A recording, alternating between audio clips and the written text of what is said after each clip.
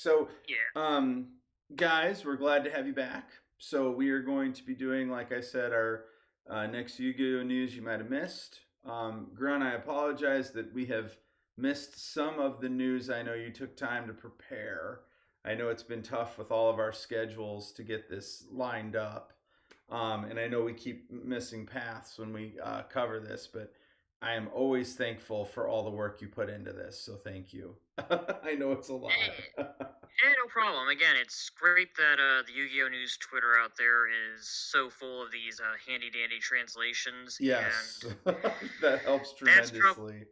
that's probably what I'm most thankful for. Otherwise, it's thankfully been kind of a trickle recently. Most of the reveals have been newer sets like gold and stuff, and Yeah. that's that warrants its own video. We still have to discuss Brothers of Legend and Yes.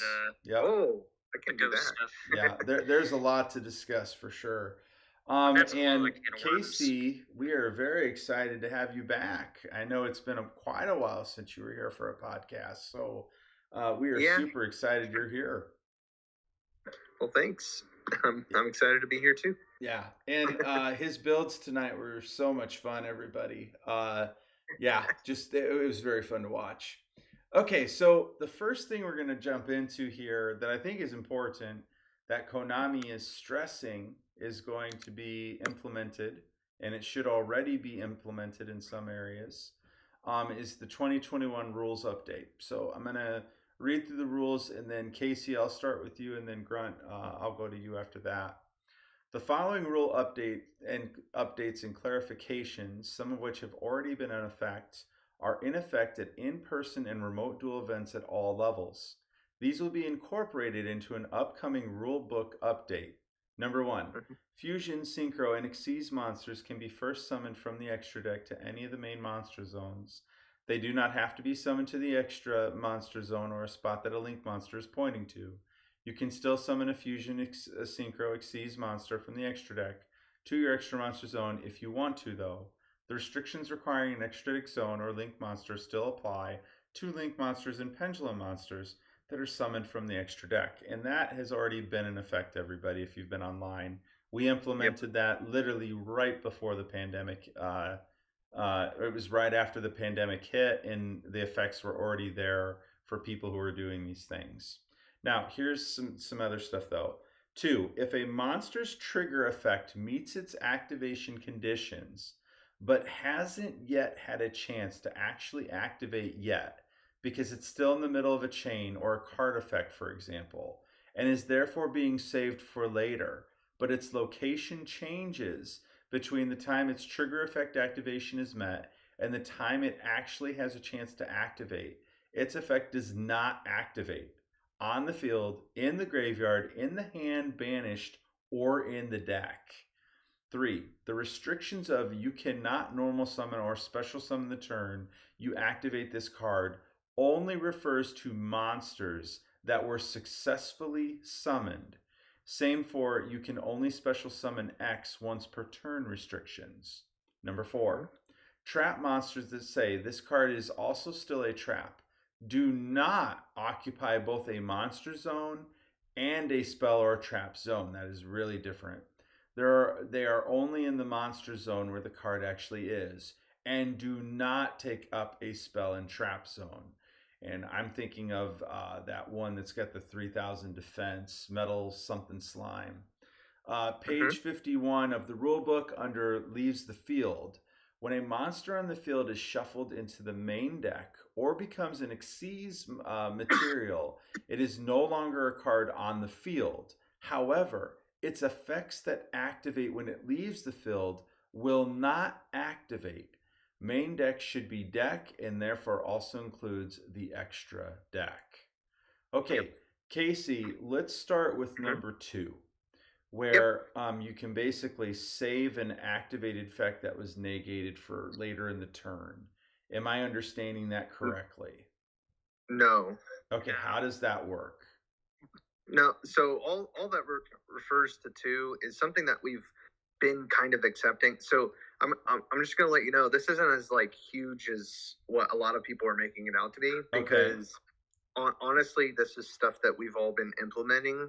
The only difference is that at higher ranked events, we still were forced to use what we had at our disposal and not what's been implemented in the OCG and everything. But this is the same ruling where if you discard Ben 10 for a dry turn effect, then you chain DD Crow to the Ben 10 will fizzle.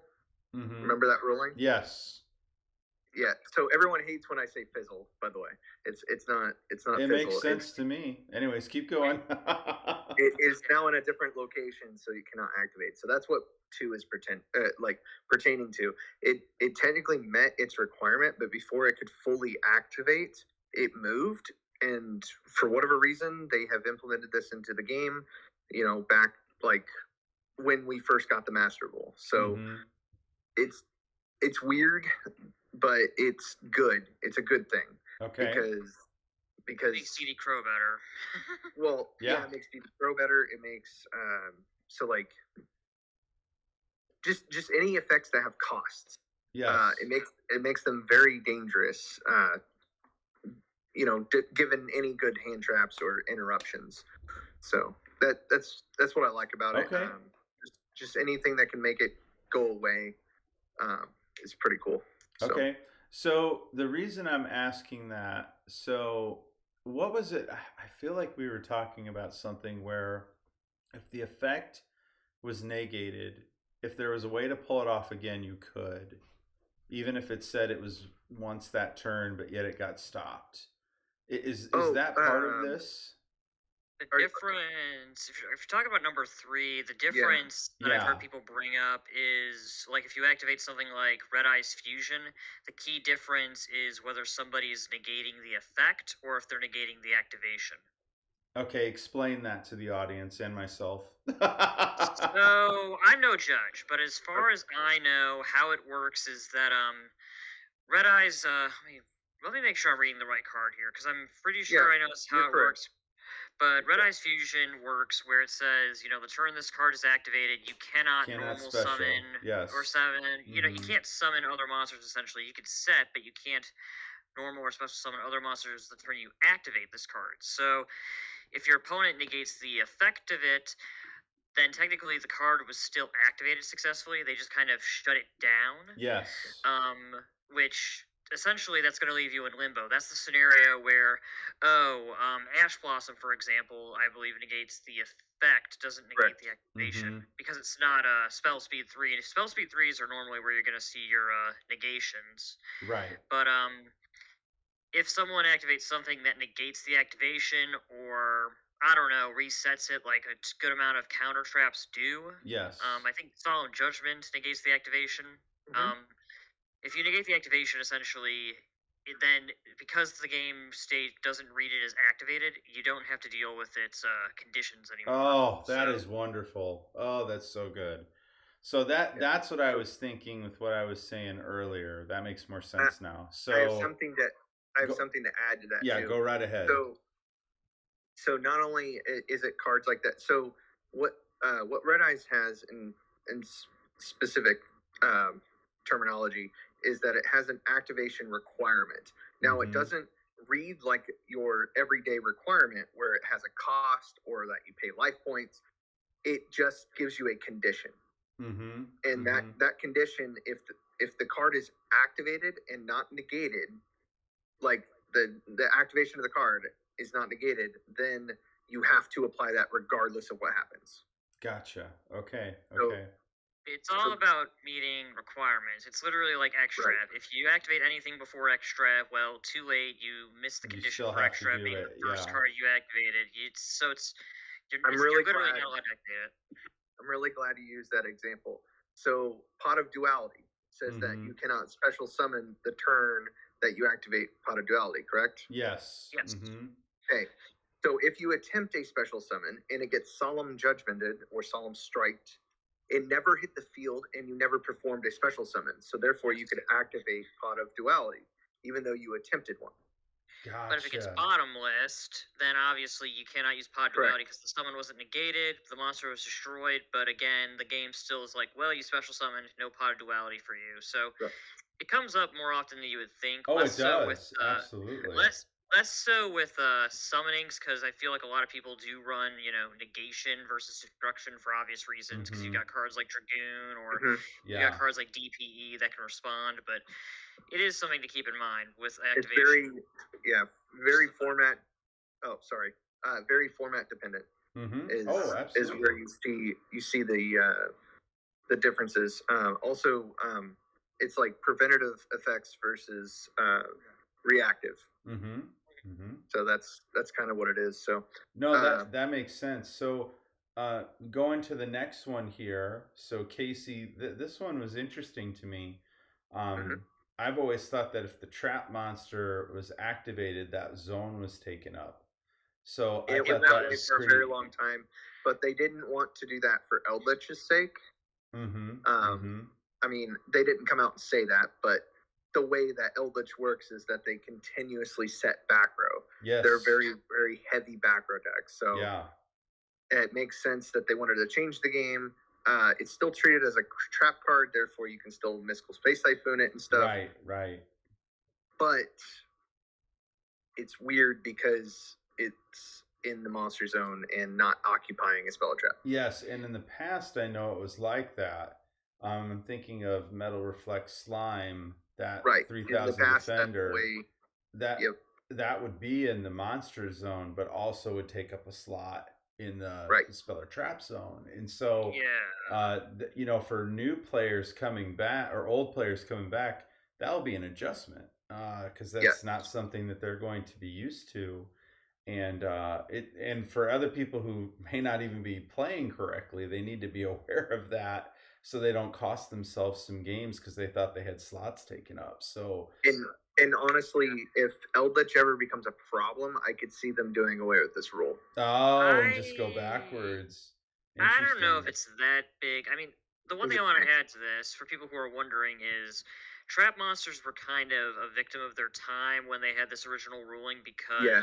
embodiment of Apophis, I think, was like the first notable continuous trap monster we got, and that was very, very early into the game's lifespan. So Konami probably was just trying to kind of figure out what to do with this idea of a continuous trap. It's also a monster. Does it take the spell and trap zone? And they went with this ruling because of the way they designed it, and other cards would follow for years to come. And again, it wouldn't be until Eldritch that they finally repealed it. We've been through generation after generation of trap monsters, and they finally made this alteration because at the end of the day, it just wasn't really a necessary thing, especially for Eldritch, when the deck does definitely like having a ton of open spell and trap zones. Mhm.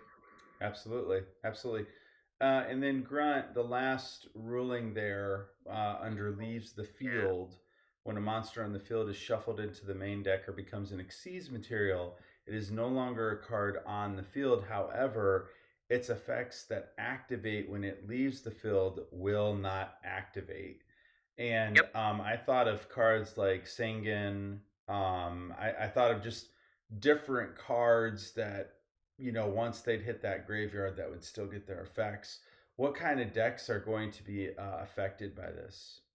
This is more of a clarification. I can't think of too many decks where this is absolutely crippling these days. I say that because there are a lot of cards that would have hated this ruling years ago.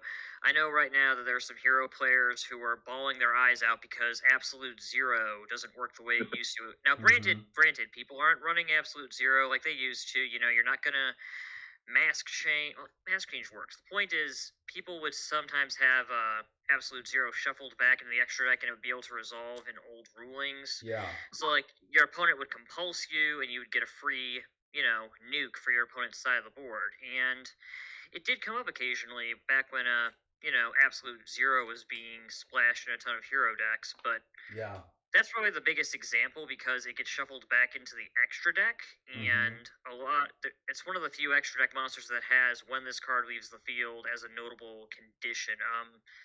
Yeah. Yeah. Well, I was gonna actually say there's other ones. Let's use Flunderies as an example. These cards have how do I want it? Their condition, if you compulse them, they get banished instead. Yep, just like DMOC. Yeah. So there's things like that will still work. But what he's saying is it's very important for the extra deck monsters that have effects when they leave the field.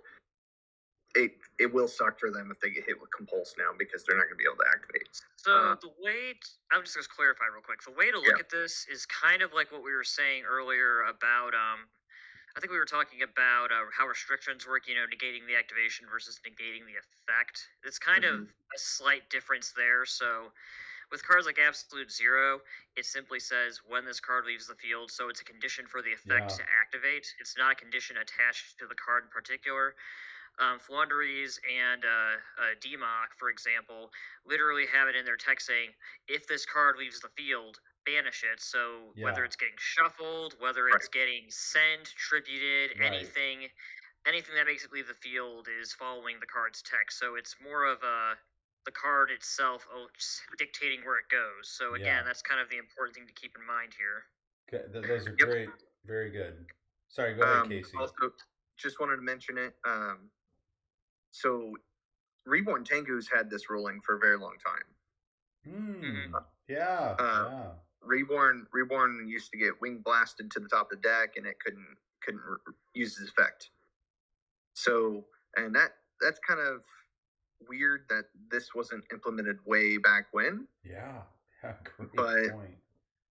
But it's kind of now just a little worse, I guess. It's it's worse because it impacts extra deck monsters now. It makes some sense because if you think about it, it's like if you think about Absolute Zero, for example, being the big extra deck example, it is very weird to think of a monster that's, let alone not face up in the extra deck. I mean, obviously that's a pendulum thing, but for something to get shuffled back into the extra deck, it's kind of weird to say, oh, by the way, Absolute Zero in the extra deck is totally here. He's resolving, even though technically it's not they're treating knowledge, which Absolute Zero it would be. That's what I was going to say. It belongs. I think this ruling's fine. I agree with it. And the main reason for that is because if you Pot of Desires, those 10 cards your opponent doesn't get to see, and you can't interact with them with cards like Different Dimension Reincarnation and, things like that. So it makes sense because the card becomes face down in a no longer public knowledge area. It makes sense that they wouldn't be able to trigger. Great points, guys. Fantastic and thorough discussion. That was awesome. Okay, so now we're going to go to our usual way of doing things here. Hang on, I think we've actually seen that slide. Yes, we have. So, I need to go down to where we are in the presentation. Okay, so Grunt, you said you wanted to look at this new Link monster. Okay, so let's go ahead and talk about that. So it's Marincess Coral Triangle, and it's a Link 3 Water Cyberus monster. 2+ Marincess monsters is required for its summoning condition. You can only use the first and second effect of this card's name each once per turn. You cannot special summon monsters this turn. The turn you activate either of these cards' effects except for water monsters.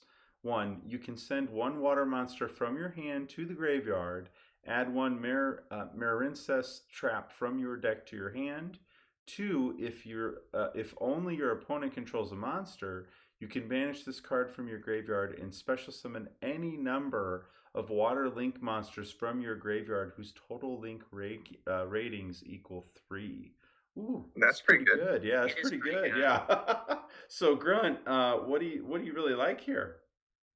So the good thing about this that most of you will be baffled by is that Marincess are definitely a trap-heavy deck. Not all their traps are home runs, but for the longest time, the deck has, wanted ways to better search their traps. And there are a few ways you can access them, like Blue Tang's Excavation Effect, or the ability to pitch them and then add them back with cards like Coral Anemone.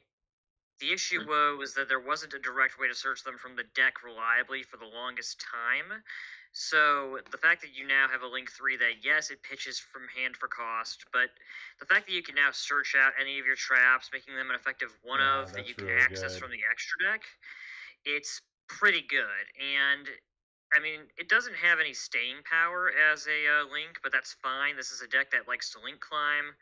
So you're able to, build this, get a search, and some of your Marincess want to be in the grave anyway, so it Oh yeah. may not be a total loss and advantage. And not only that, again, its second effect is a nice little recovery option. It may not come up often, but it's still appreciated that you can summon any number of water link monsters and try to get some board presence back. Absolutely. Casey, any additions? Yeah, I was looking at this card, and I think this card makes Dogmatica splashable in this deck. Oh, that's wait. It has to be a Marincess trap, right? Yes, No. So ignore all of the first two parts. The graveyard effect. The graveyard effect. Looking at the okay, explain what you're thinking to me. So Nadir Servant. You can Nadir Servant, send this from your deck, search Ecclesia. Oh, gotcha. Yes. And then now you can use the graveyard effect to summon back monsters that were already in your graveyard. Granted, now you're locked out of your extra deck, but if there's something, I don't know Marincess a whole lot, but it also just says water link monsters, so maybe there's another thing you can do. I don't know. It just opens up some things, and I was thinking about punishment as well. Yeah, that's pretty good, actually. Punishment, probably not as good as something maybe like Maximus, but it's one of those things where I see the idea. I guess my issue is that unlike some of the other decks out there, Marincess, the issue is that they are definitely extra deck reliant. And Oh yeah. It works. It's just they don't really have many main deck options. So it's like Dogmatica in this case feels kind of like a win more strategy because you're probably going to want an established board before you're locking yourself out of the extra deck. Yeah. So, hey, I'm all up for experimentation. I'm just thinking outside the box here too. Yeah. Yeah, no, I like it. Great thoughts, guys. It's definitely a solid addition, and again, this is a very fun deck that's budget. So if you guys are looking for something budget, I would highly suggest this. Okay, and then we're going to move on to where we were last time. And Grunt, was it right here with the explosion, the Magnet Warrior? Nope, it was back farther. Oh, was it? I know we talked about the I thought we ended maybe. I know we talked about Alice, Lady of Lament. I am positive we talked about that card. Maybe this is where we were. And we talked about I don't know if we talked that much about these. I thought we kind of sat on them, like we had to. Maybe we did.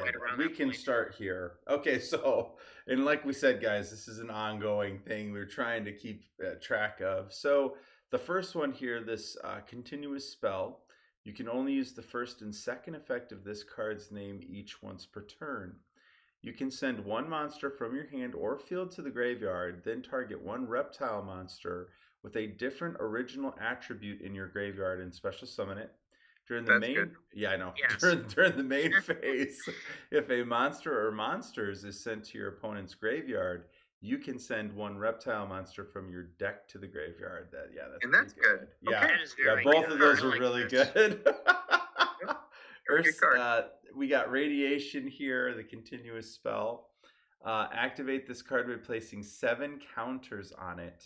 One, you can only control one Wait, how do I say this? Ursarctic. Thank you. Radiation. Each time a Ursarctic monster or monster is special summoned from the hand or extra deck, you can remove 1 counter from this card and draw a card. Oh my. Once per turn, you can during your end phase, you can target one Ursarctic card in your graveyard, except Ursarctic Radiation, and shuffle it into the deck. Ooh, okay. Grunt, what do you like here? So, it's funny because I think I've seen a lot of people overlooking Ogdoadic Flood here, and to be fair, Ursarctic Radiation over here is literally like, oh, by the way, if you play your hand right, you can totally just keep drawing and sifting through your deck up to 7 times with this. Do they have a way to search this? I believe they... Let me check. I'm pretty sure they do. I don't think it's a reliable I think they do have a way to search it, if I'm not mistaken. I'm looking right now. Because Not I the think megas, there's those one pop. card that searches a spell or trap. So the polar bear searches a monster. The grizzly bear. Let's see here. No. Ursatron.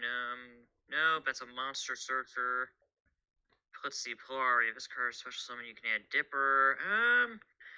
Oh, maybe not You know, then. Yeah, that would have been huge.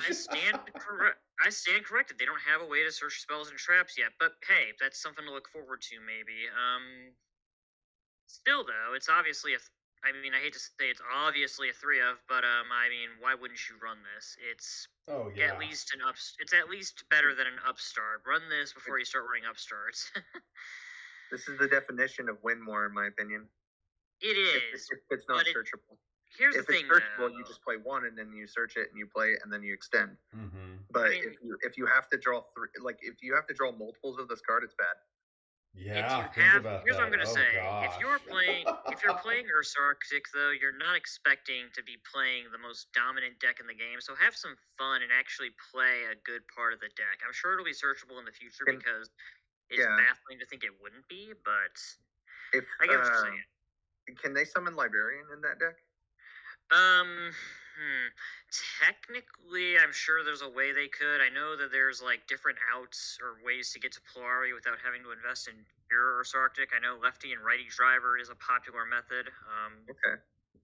So I don't know. Well, if it's they can there. make Librarian and this, then okay, that's maybe viable at 3 because then you're just drawing out like insane. Yeah. But anyway, that's my opinion. Yeah, and I'll let you talk about Flood here in a second too, but I want to give my quick 2 cents on Flood. So Flood to me is kind of like another Snake Rain. I say this because it will definitely see use in Reptile decks in the future, and the reason why is because sure, it doesn't list Ogdoadics by name, it's just Ogdoadic by name, but you send any monster from your hand or field, target a reptile with a different original attribute, special summon it. So, the Ogdoadics, they're light and dark, but any reptile deck, you're going to have multiple attributes. I think aliens can run this. I'm not saying they will, but they could. And during the main phase, second effect here, if a monster is sent from your opponent's graveyard, send a reptile from your deck to the graveyard. It's not Snake Rain, but foolish every time. It's pretty good. And the big kicker here that I'll bring up is that unlike Earth's Arctic, Ogdoadic do have a spell and trap searcher. They have one of their level 4s, the dark level 4, that has 0 attack. I forget its name. I think it's like Nunya or something like that. It searches a Ogdoadic spell trap on summons. So nice.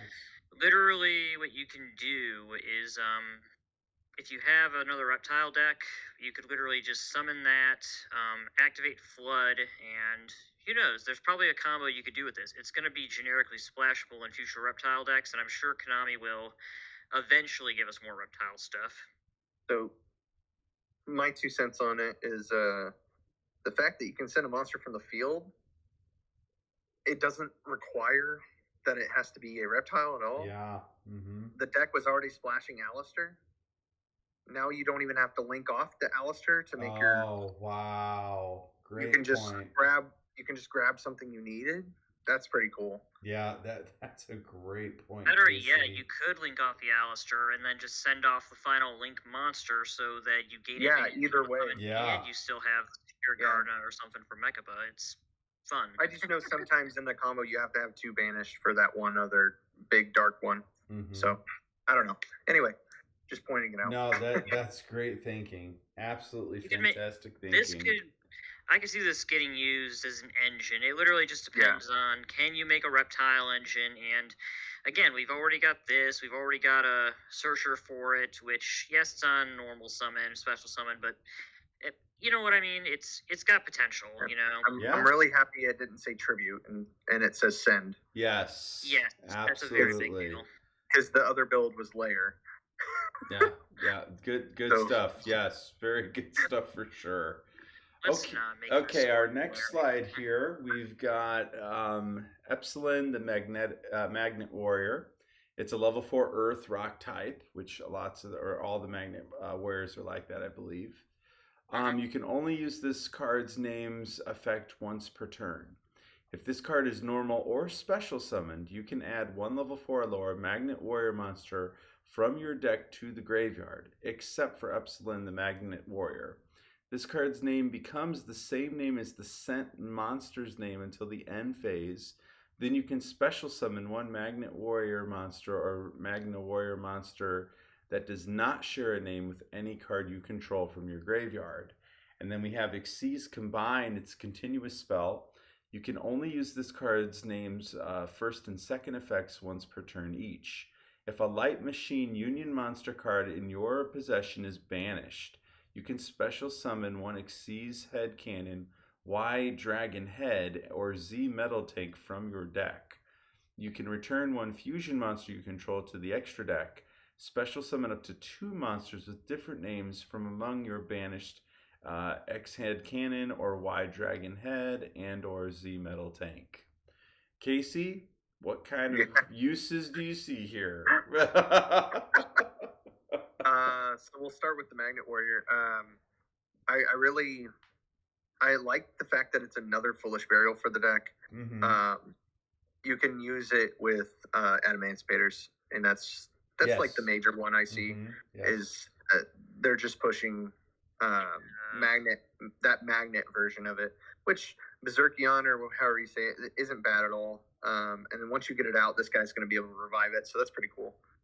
So okay, but so that's it for that. It's just kind of cool. The Xyz Combine, this card's interesting. So I do know of this card, and I was thinking about in my like ABC deck, if you play 1 X-Head, 1 Z, 1 Y, I just don't know how many copies of this card I would play. That's the issue, because it's kind of weird, but basically Union Hanger plus this card is you just grab I think B is the correct one. You grab B off of Hanger, you normal B, equip Union Driver from the deck, activate this card. Union Driver's effect will banish itself. It just says in your possession. Okay. So when it's banished, so it banishes itself. It's a Light Machine Union card. And then it'll trigger summoning those 3 from your deck. Oh my goodness. One of those 3. Yes, just one. Y, and Z. I think it said or. Huh? For the summoning condition. Or. I wish it said and. It does say or.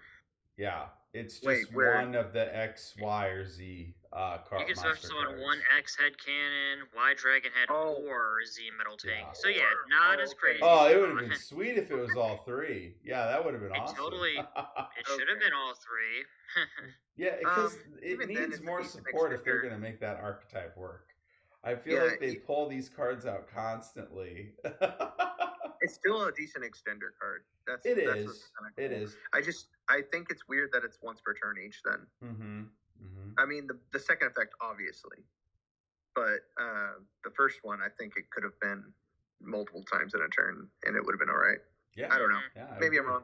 I agree. No, I get it. Grunt, anything you want to add there? So Epsilon's cool. I mean, like he brought up, it's normal or special summon, so it does work in Adamantipator builds, which, I mean, look, if you're going to play Magnet Warriors, may as well rock some of the better Adamantipator things to go with it, because they're a good combo. They really do synergize. Like you said, you might as well rock it. Yeah. Yeah, that was unintentional. I promise that was unintentional. Whatever. I don't believe you. The fact that you can bring back a Magna Warrior is also nice. It's a nice extension. And to go with the continuous spell, I will say this. As much as people will, point and laugh at the Magnet Warrior stuff we got when ABC came out, at least the new Magnet Warriors and the old Magnet Warriors have some synergy together, and at least they know their roots.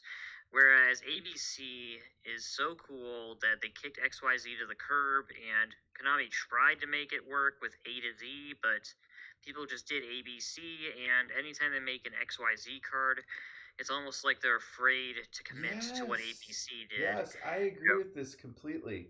The only thing I will give this continuous spell credit for is that the main reason why nobody has ever tried to do XYZ with ABC is because X Head Cannon is a frickin' vanilla, and Union Hanger does not let you search a light machine vanilla. So you were stuck without a way to get your X Head. This is the first card, I think, that lets you bring out X Head by name, so it gets points, but it's like ABC isn't seeing much play anymore. Why would its outdated cousin get a chance when ABC can be played at full power right now, and it's not doing anything? So I guess that's why I'm just a little even with Union Union Carrier, it wasn't that crazy, and we're not going to get Union Carrier back ever again, as far as I know. Well, and I agree with you. It's like, what are they afraid of with this XYZ strategy? Because they have some really cool cards, but they're almost impossible to summon. To pull it off in a duel would be very difficult. I'm thinking of the one that combines the XYZ tank with something else, and then it turns into something very, very powerful. But it's like, my gosh, the way you'd have to get there would be so difficult. And in modern Yu-Gi-Oh, I don't see how you do it. So it would be nice since it was so popular, and I think still is. I actually see decks like this sell on eBay all the time for these cards, even though they're so old. I think lots of people like them. Do something that's a little risky with them just to see what happens. If all else fails, you come up with a ban list. I mean, I don't know. I'd like to see them do something different. I'll shorten it to this. The spell, cute gimmick, not really going to do anything. Epsilon, look, Magnet Warriors aren't crazy, but here's the thing. If Magnet Warriors really get rolling, because Konami is nice and finally gives them another good set of support versus just trickling it out, I can actually see Epsilon seeing play since he's a free foolish. Yeah. While this spell, personally, I'm going to say this right now, it'll be easier for Konami to break Magnet Warriors with Adamanticipators than breaking XYZ when any generic Union support goes better with ABC. Yeah. I agree. Okay, so now getting into the S-Force support here. So we've got this stuff. Yeah, this is pretty neat stuff. So S4 Lapswell, it's a level 6 Light Fiend. You can only use the first and second effects of this card's name each once per turn. If this card is special summoned, you can target one S-Force monster in your graveyard, except for S-Force Lapswell and special summon it. 2, you can banish one S-Force card from your hand and destroy all monsters in the same columns as your S-Force monsters. Then we have S-Force Retroactive. It's a level 1 light monster. You can only use the first, second, and third effects of this card's name each once per turn.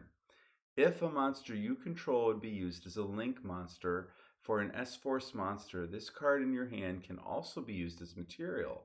Notice in the hand. During the main phase, quick effect, you can return this card to the hand, and if you do, special summon one level 2 or higher S-Force monster from your hand. If an S-Force monster you control would banish a card or cards from the hand to activate this effect, you can banish this card from your graveyard instead. Casey, what do you like there? Oh, these are exactly what the deck needs. Yes. I love these. So I play this deck casually right now. And people get upset at me because it's a casual deck, but because it runs Dimension Shifter, it's kind of a pain. So it has meta contending things, and that's what I was about to say. D-Shifter already activated, and if you have the Lapswell, oh my goodness, you're going to Raigeki banish them. Oh, yes, wow. And I was just thinking, like, because you're already, right now I play Macrocosmos and Dimensional Fissure. So, like, those all go well with that. The Retroactive being a warrior that's under 2 stars is fantastic because I was already trying Reinforced Truth. I don't know if you can pull it up on screen. Okay. But it's a trap, so it's a little slow. But both this and the I can't think of her name. Yamaru. Thank you. They activate on your opponent's turn too, so it works. So it being a trap does not hinder you at all. And it summons a level 2 or lower warrior from your deck to the field. Oh my goodness, guys! So not only Wow. can you use it to match columns to lock them out of their effects with ones you already had, but then you get their effects. That's awesome. Yes, you do. That's amazing. Grunt, your 2 cents here. That's really good stuff. So I haven't been using this too much, like on streams and stuff, but I will take this to locals, and it's a fun casual deck, just like it was mentioned earlier. You know, I can't stress enough how fun this is to play. Again, Casey here can definitely attest to that. This is a fun deck. Yep. It's not going to break the meta yet, but it's got pieces that are needed to be a nice control or stun deck, because the whole gimmick of essentially mech knights, except we all do things based on what's in our columns, it's pretty neat. And the fact that you now have, you know, Lapswell, it's like he has to be special summoned. Yeah, but there's so many in archetype ways to special summon. Gravitino, special summons from the graveyard. What was it? Oh, he searches. I think I'm forgetting because I haven't played him recently. But obviously, Chiamaru special summons. I'm trying to remember. Is it Gravitino that summons, or is it Gravitino's the Stratos, Platina. That's right, Platina. That's right, because Platina into Gravitino, who searches. Yeah. So, point made. There are multiple ways to get to Lapswell and special summon him, and even if you don't special summon him for whatever reason, he still has a very good effect with the whole nuke. And if you're able to build up enough presence against your opponent, it can be very easy to overwhelm them with columns. And honestly, the only sin is that it's not a quick effect on Lapswell. I get it. It would have been strong. Would it break the deck though? I personally don't think so. It only works with cards that are in S-Force columns. Yeah. So I think it would have been fine if they made the destruction a quick effect. Otherwise, though, retroactive is exactly what the deck needed to make Justify easier to summon. Lapswell again is just a nice beater and nuke. It's everything the deck needed. It still needs more to really break into the meta, but I could see it doing that with the right support. Yeah, it's solid. I think both cards here definitely put in some work for sure. Moving on, we've got White Exalted of Dogmatica. It's a level 4 light ritual monster. You can ritual summon this card with Dogmatic Hybrid? I don't know what that is there. Let me see. But you can only use the second effect of this card's name once per turn. If this card is ritual summoned, you can target 2 face-up monsters on the field. One of them gains attack equal to the others. Your level 8 or higher Dogmatica monsters cannot be destroyed by battle. And then the third one, if a monster or monster is special summoned from your opponent's extra deck, you can look at your opponent's extra deck, and if you do, send one monster from it to the graveyard. And then this is the one. How do I say that, Grunt? I think it's pronounced Dogmaticabre? I think it's like macabre, so I think it's Dogmaticabre, or it's, you know what? I'm not sure. Okay, but that's the ritual spell. It'll probably translate better in the TCG. This is probably a straight translation from the OCG. They'll probably find some other pun to fit in or something. This card, it can be used to ritual summon any Dogmatica ritual monster. You can only activate one card with this card's name per turn. Ritual summon one Dogmatica ritual monster from your hand or graveyard by attributing monsters from your hand or field and or banishing fusion or synchro monsters from your graveyard. Oh wow. Whose total levels equal or exceed the level of the ritual monsters you ritual summoned. Then, if both White Knight of Dogmatica and the White Exalted of Dogmatica are on the field, you can look at either extra deck, and if you do, send one monster from it to the graveyard. Okay, what do you think about these, Grunt? So, I don't know if I have him on the slide. I thought I did, but maybe I don't. But White Knight, for those of you who don't remember, was a Dogmatica ritual that I believe we got back in Lightning Overdrive. Yeah, I think it was Lightning Overdrive. And people were kind of looking at it as a tech option in some decks. I know Drytron was looking at it because it was easy to summon, but it had this other. Let me actually bring him up. Now, obviously, I don't have him on the slide, but I can actually read him out here. So, you can ritual summon this card with Dogmatic Calamity. So, again, pun. You cannot special summon monsters from the extra deck if your opponent activates a card or effect except during the damage step. You can send one monster from your extra deck to the graveyard, and if you do, look at your opponent's extra deck and send one monster from it to the graveyard.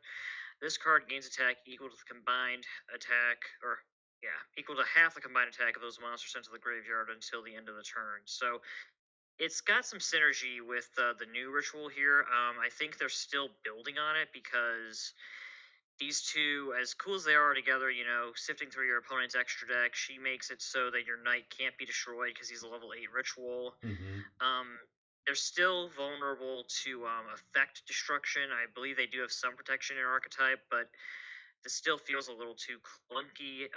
It's a nice option, being able to just pitch from the extra deck.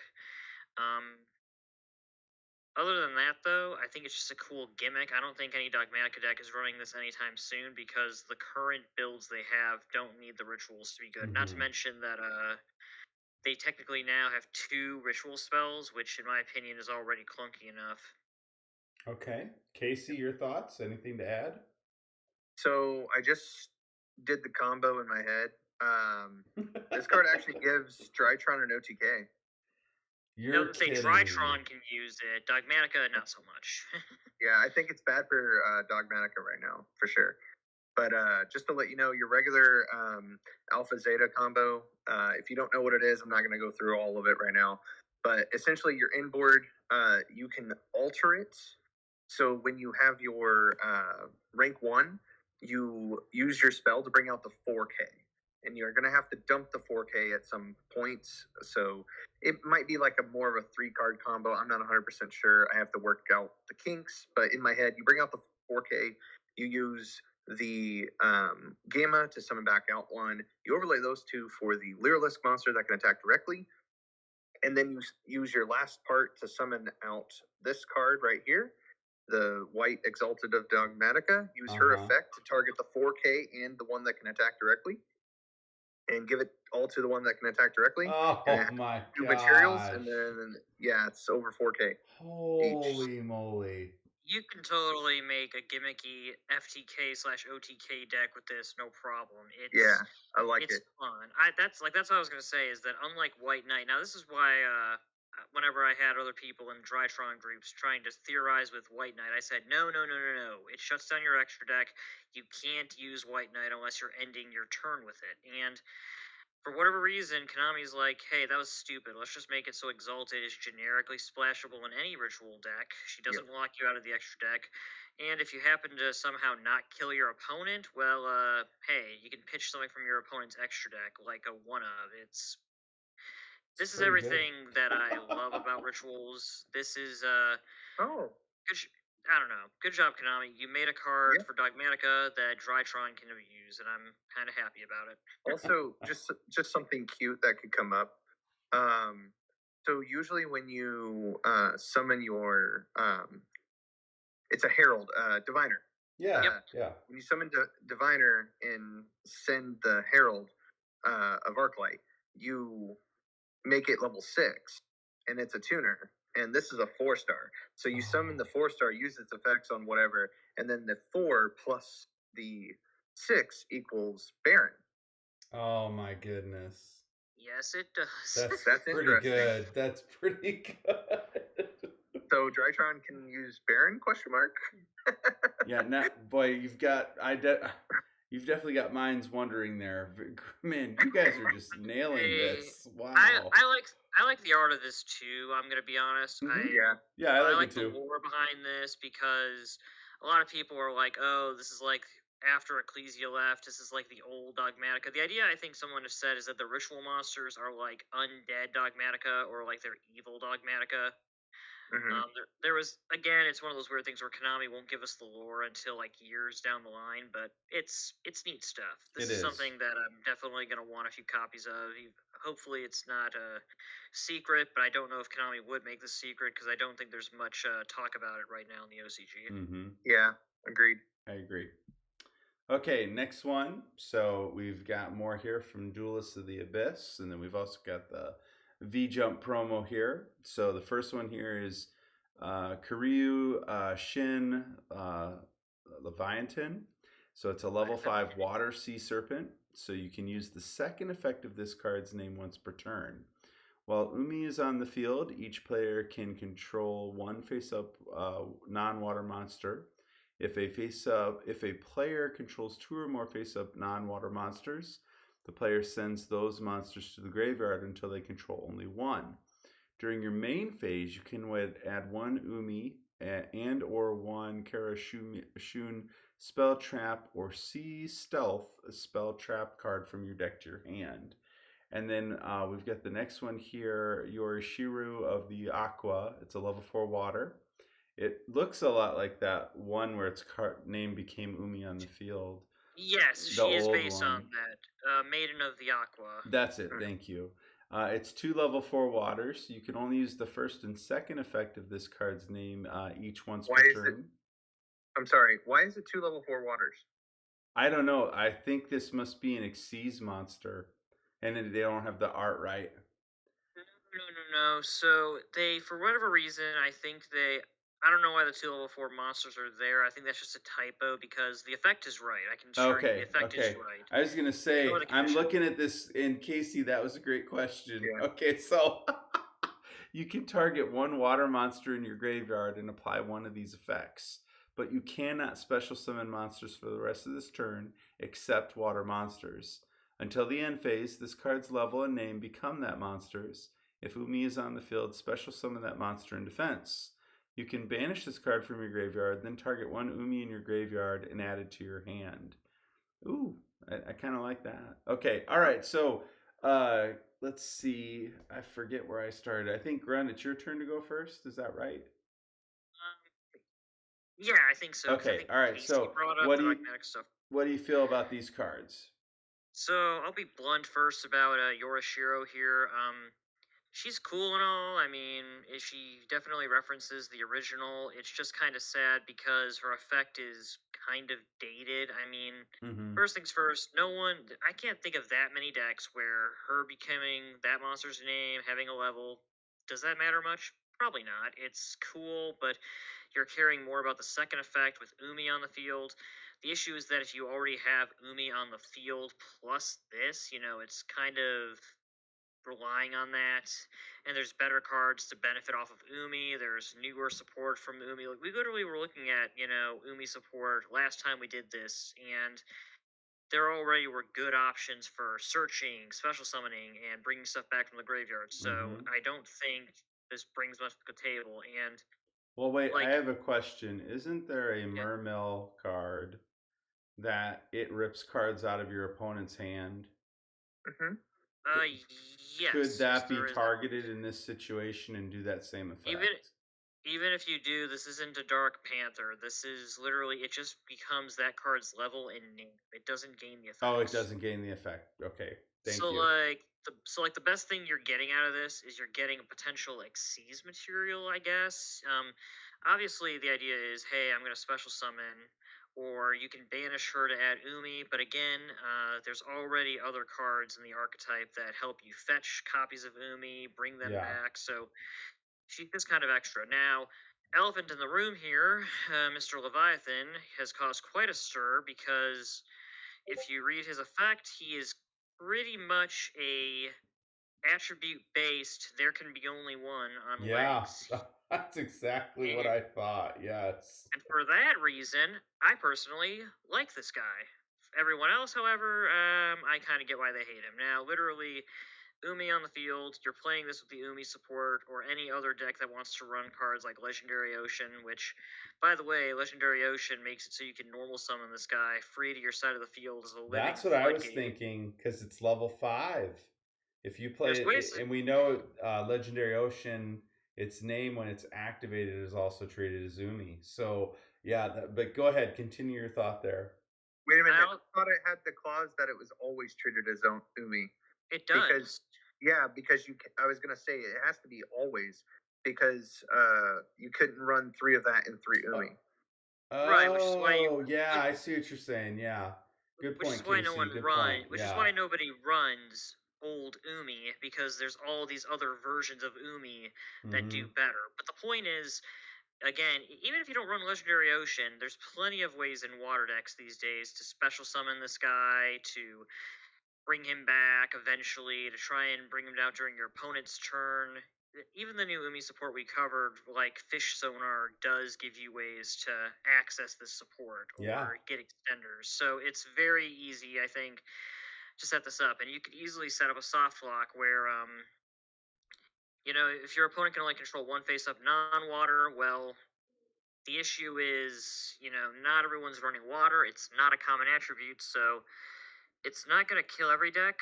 Like, I could see decks, if you're facing something that's more rogue, like Marincess, then yeah, you're not going to have an issue with this. But a lot of decks just don't run that much water. And the last effect, too, I mean, I'm not trying to gloss over it with the floodgate effect, but these are also good. Obviously, you can just add an Umi. You can add another field spell or anything else that's treated as it.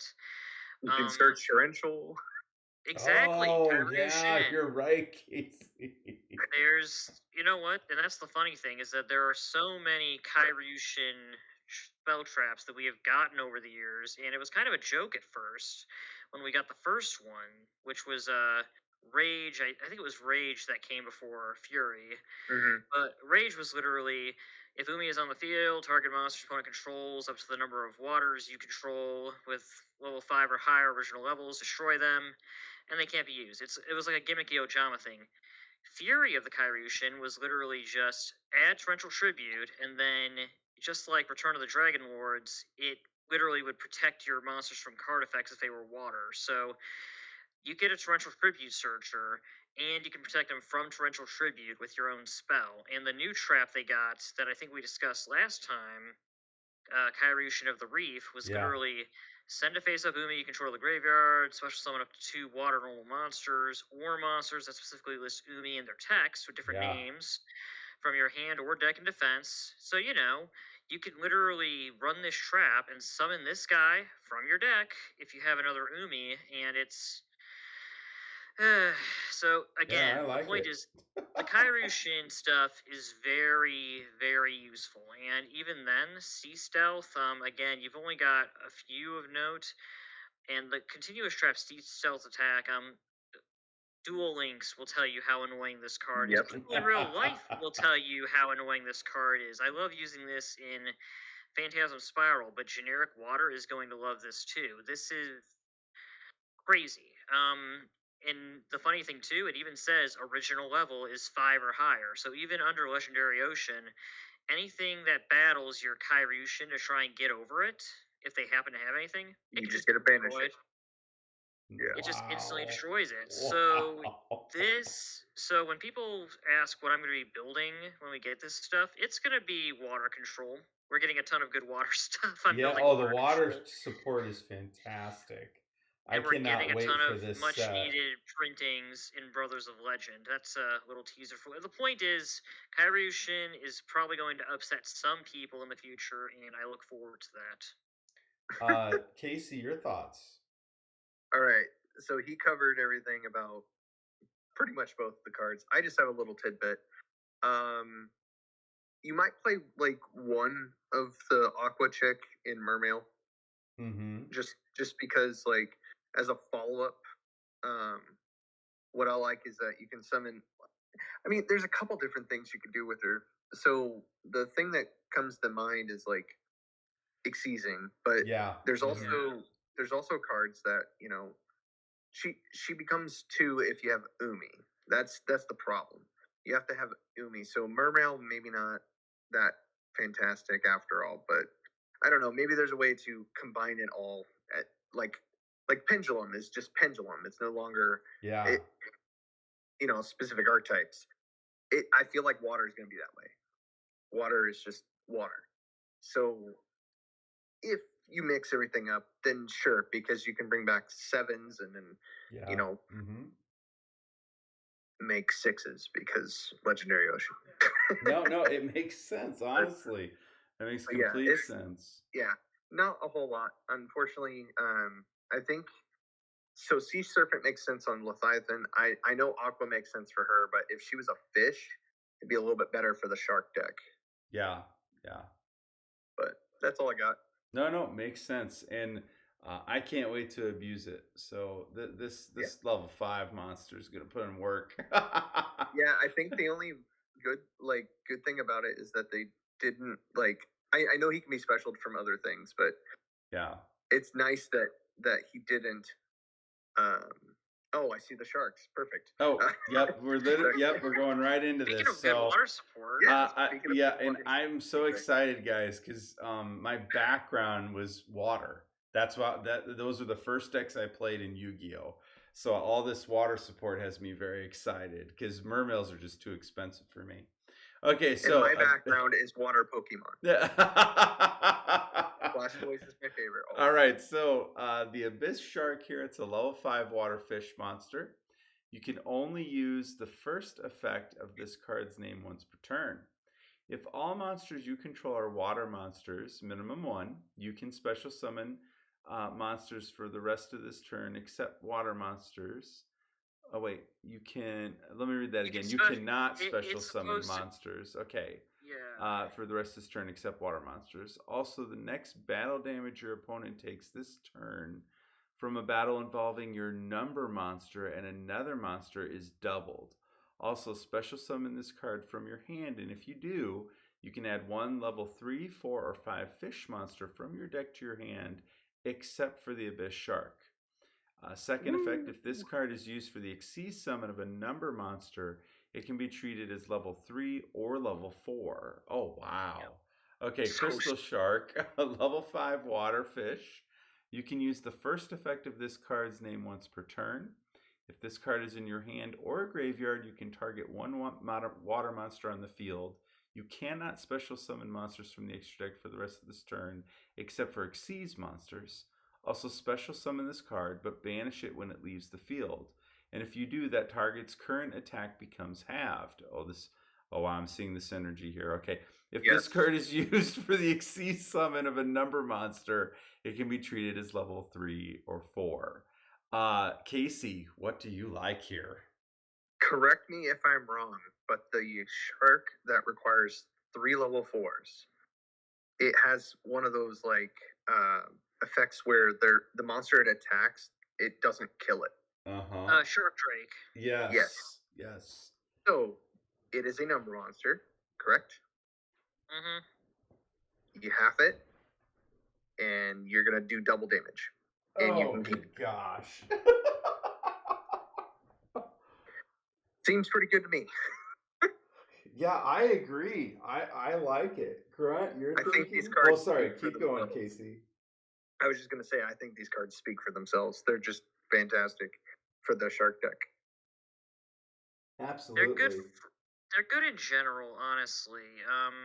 I can't say enough how amazing Abyss Shark is. Crystal Shark, in my opinion, kind of plays second fiddle to it, but that's just because Abyss Shark does so much. It's literally the perfect extender for any fish or even water deck, because even if you're not searching that many fish, the fact that it doesn't require the other material to be fish to go into a number, again, it's the only thing that's limiting you is you cannot summon anything except for water. And I mean, so that does kind of limit your options. Now, that being said, I'm going to actually double check real quick. There are a decent amount of water numbers, despite the fact that, I'm looking at it right now. There's 55. No, okay, those aren't all numbers. It's just let me check this real quick. Number. There's like 20. There's 20 numbers at least, including the chaos forms, mind you, that use this. So like Ragna Zero comes to mind, Silent Honor Arc.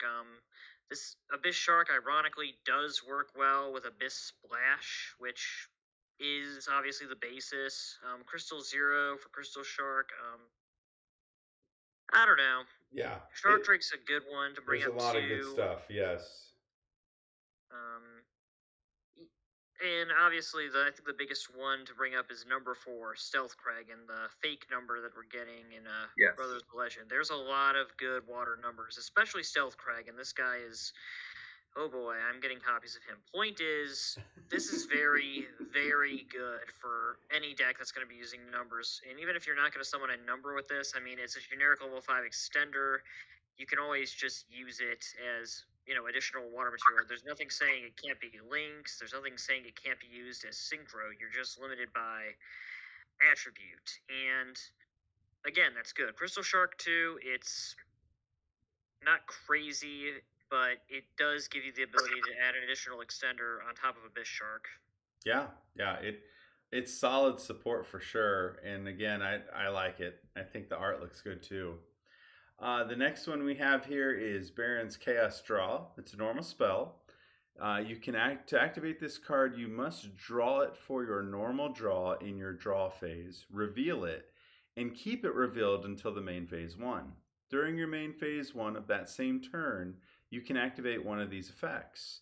You can send one rank up magic, the 7th one, or the 7 Emperor's normal spell from your deck to the graveyard. The effect becomes that spell's effect when that card is activated. Or you can special summon up to 2 monsters from your deck, but their effects are negated, and if you do, immediately after this effect resolves, Xyz summon one number Xyz monster using all the summoned monsters. Oh, that's so good. A session of the 7 Emperors, it's a normal spell. You can use only the first and second effects of this card's name once per turn. Take one rank up magic, the 7th one 7 Emperor spell or trap, other than Ascension of the 7 Emperors, one Baron spell trap, or one rank up quick play spell from your deck, and either add it to your hand or place it on top of the deck. If your opponent controls a monster special summoned from the extra deck, you can banish this card from your graveyard and send one rank up spell from your hand to the graveyard, and the effect becomes the spell's effect when that card is activated. Okay, Grunt, what are you thinking here? So, kind of mixed thoughts, because this takes less of a step towards the shark stuff and is like, okay, yes, water's cool, but this is generically applicable to numbers and Xyz, which isn't bad. It's just kind of different for a water theme to not focus that much on water. Now, I agree. Now that being said, you could use this in other stuff. I've got mixed opinions. Like Baron's Chaos Draw, it suffers from 7th one's issue where you have to draw during your normal draw. If you open it, it's kind of a dead draw. I wish there was a way for it to shuffle itself back into the deck if you hard drew it going first. But the other thing about it is that it does let you, automatically use 7th one, so you have more copies of 7th one in your deck. It obviously lets you use other 7 Emperor stuff, though let's be honest here, you're going to be using 7th one anytime you use the first effect. And even if you don't want to use 7th one, you can just summon 2 level 4s and bring out... You could summon Utopia with this, you could summon Honor Arc, you could bring out 2 level 7s in some decks, bring out a Big Eye. That's what I was thinking. I was thinking Big Eye. That was my first thought. Like, if you're going second, this is a good card. It's just, it can get ashed, and I don't know. It's cool. It just seems a little too flashy. So Ascension, it's interesting you say that with the ash. I thought this is a perfect bait card. I mean, it works good as bait. Yes, I just like don't literally. Know. Okay, are you going to stop this? If not, I'm going to make something really good. And so I don't know. I definitely like it for that reason. But continue your thought. It's cool. I'm kind of looking at this from what the deck does, and I'm like, I feel like Abyss Shark is already doing more on a consistent basis than this will, because you have to hard draw it, so you're discouraged from running draw power in this deck, so that you don't accidentally draw this or your 7th one. And Ascension, I don't know what to say about Ascension, because on one hand, I feel like the first effect would have been better on a trap, because you could have activated this during your opponent's turn, so instead of your opponent maybe shuffling your deck with something after you activate this during your previous turn, because that's the thing, you're activating this during your turn, and then you're going to sit on it and hard draw into your 7th one or Chaos Draw during your next turn, or you're adding this to your hand. But the point is that if you're trying to do the whole hard draw thing, that gives your opponent an entire turn to wait for that, or to expect it, or to prepare for it, or to even shuffle your deck, which a good amount of decks can do. It's So in that regard, I wish this were a trap. But then again, you also wouldn't be able to add the Barian or rank up magic to your hand. So it's all over the place. I love the sharks way more than I love these, and I kind of hate saying that, but they're just not needed. I feel they're cool. They're just not really. Mm-hmm. I would have liked more water fish shark support than this. Okay, Casey, your thoughts? So they're flashy, cool anime cards. I love the way you started that. Keep going. I don't see them as much more than that. I mean, I will definitely say that there's a couple different things. So one, to it's not that it's good. It's just how you would play it. I think any deck that has this kind of effect in it needs to be playing 3 reload. Because it's quick play. And you have to draw it for the draw phase. Well, it says for your normal draw. Do all of them say that? No, I don't think so. No, just Barian's Chaos Draw. Yeah, that's a great point. Because if you don't draw this, So, big question then. So if it's not drawn, so when you first start the duel and you draw your 5, would this still be able to activate, or do you have to wait until the next turn? No. Because you didn't draw it as a normal draw in your draw phase. That's your opening hand, which technically doesn't come from the draw phase. It's established before the first draw phase. It made me think of that magician card that was in the anime movie, where if you draw it, you special summon it, if that makes sense. Right, so I was thinking this would be similar to that. Oh, man. Yeah, this card's rough now that I'm looking at it more. Sorry, continue though, Casey. Go ahead. I like Ascension more, for sure. Yes, me too. But yeah, I mean, Barian's Chaos Draw it's super, like, they really made it to where you want to play this card because of the power of you drawing it for your turn. But without stacking effects, without ways to continuously do that to yourself, I mean, you'd have to play so many bad cards in order to make this good. So that's the problem. No, I agree. That makes sense. Great points, payoff, guys. But it's not worth the risk. Yep, great points. Fantastic points. Okay. Continuing with Duelists of the Abyss. Again, I'm so excited for this set. Okay, so we have a Nephil Asylum Heath Knight. It's a rank 5 Water Aqua Xyz monster. Is only requiring 2 level 5 monsters. You can only use this card's second effect once per turn. Number 1, it cannot be destroyed by battle if a number monster is on the field. During the main phase quick effect, you can detach 2 materials from this card. Take 1 number Xyz monster that has a number between 101 and 107 in its name from your extra deck and attach it to this card as a material. You can attach 1 other face-up monster on the field to this card as material. Oh, wow. That's really interesting. Okay, and then Eternity of the 7 Emperors. It's a continuous trap. You can only use the first effect of this card's name once per turn. You can target 1 Xyz monster you control that has a number with a number between 101 and 107 in its name, or has a monster as material and activate 1 of these effects. Negate the effect of 1 face-up monster your opponent controls with equal or lower attack until the end of this turn. And again, this is continuous. Detach all material from that target. Then you can special summon 1 number Xyz monster from your graveyard. Casey, what do you think of these 2? All right, so that last effect on the trap, very unfortunate how it's worded.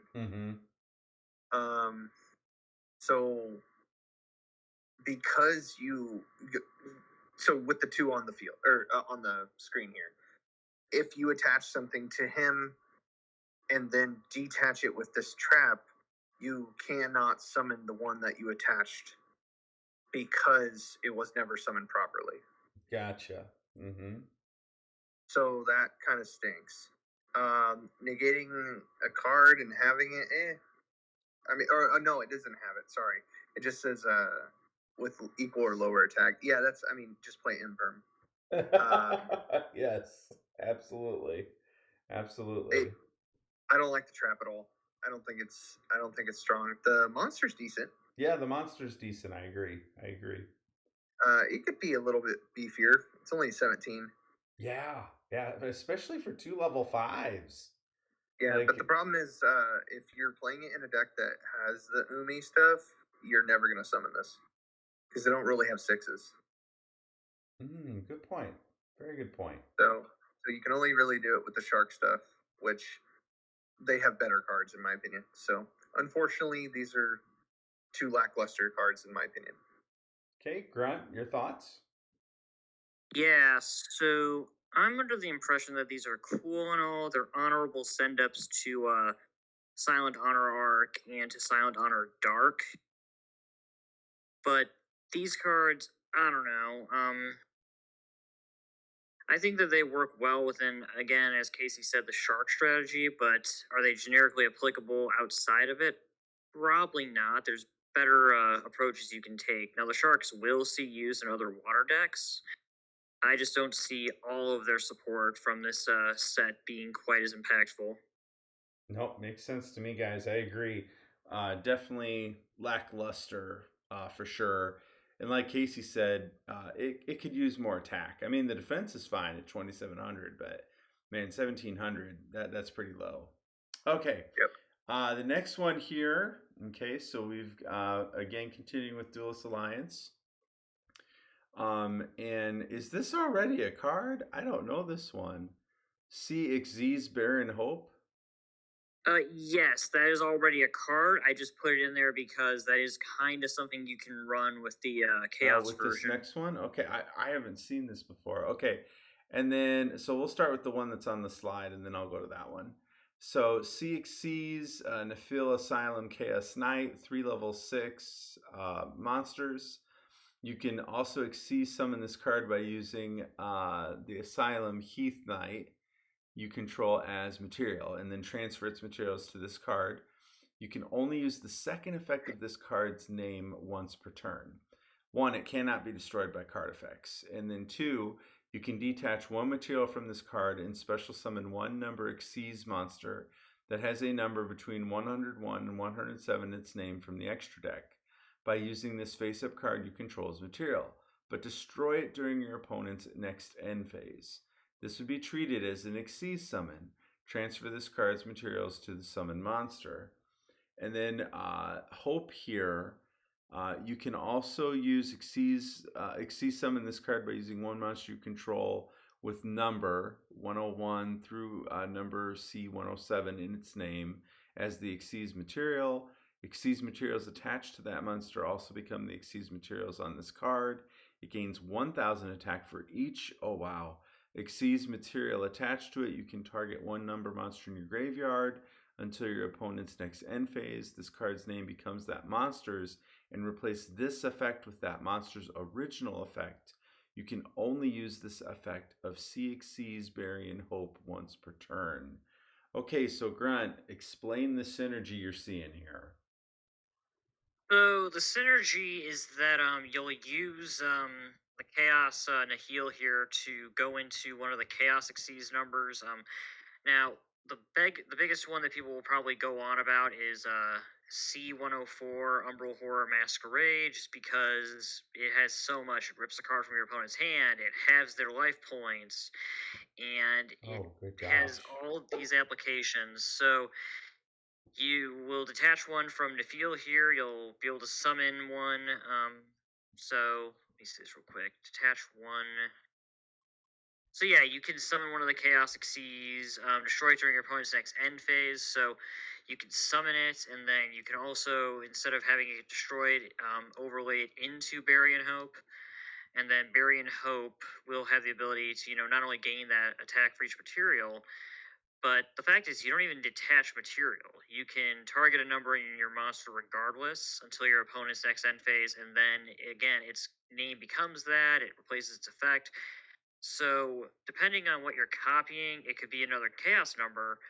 It I'm not saying this is crazy. I'm just saying that compared to some of the other gimmicky stuff we're getting in this deck, this is a pretty fun thing to build around. It's not going to tear apart the meta, but the fact that you can copy any number with this is, you know, I can see some cheesy strats coming from this. Yeah, absolutely.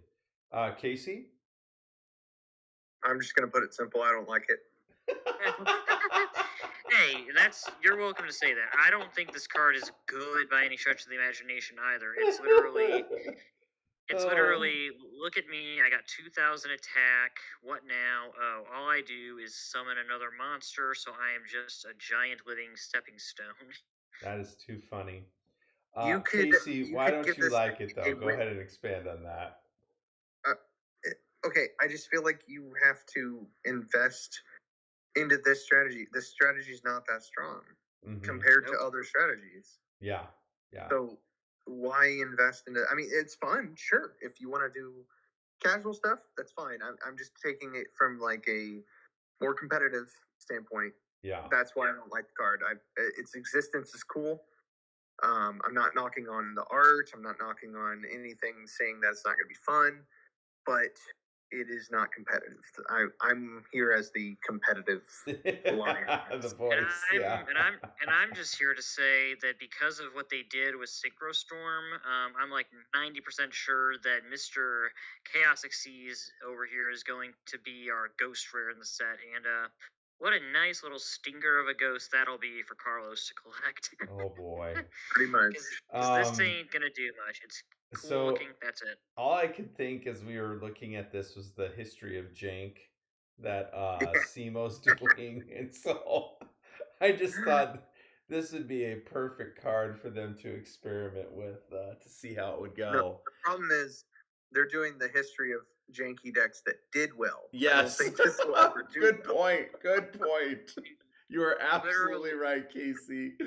Here's the thing. You summon Chaos 104 with this guy, and that's it. Just because, again, you're having life points, you're ripping from the hand, and he does one other thing. Point is, you're summoning C104 with this guy, and it's just an easier way than to play Umbral Horrors or any other rank 4 deck to play the shitty number 104. It's... is it good? Kind of. Is it amazing? Not really. It's just a one-trick pony. Just a quick segue because we were just talking about Simo's stuff. History of Jank, little spoiler. When they come to the era when I got my first top 16, I've been told since my deck will classify as Jank because I was the only one in the top 16 that did not have Card Trooper in it. Oh my gosh. So there's a chance that your deck is going to get played? Yes. Oh, that's so exciting, it'll Casey. Be by oh my gosh. It'll be MBT that does it. I sent him my list and everything, and we talked very briefly, and because I mean, I didn't sign an NDA or anything, so I'm allowed to talk about anything. That is exciting. I am so excited to hear that. Oh my goodness. We're going to have to watch that together on stream, man. Troop Dupe Scoop format. I was going to say, was it Troop Dupe Scoop format? That would be one hell of a format to not play Trooper. Yes, sir. And I did it. And he still made top 16. That's awesome. Monarchs are the best. Yeah. Man. Oh, I love Monarchs. Absolutely. That's actually a perfect segue here, though, because it's almost midnight for me, and I have church in the morning. So we're going to stop the newscast here. But Grunt and Casey, thank you so much for diving into this, especially the rules at the beginning. That was nice to have two people who know them so well to really go through that. So thank you.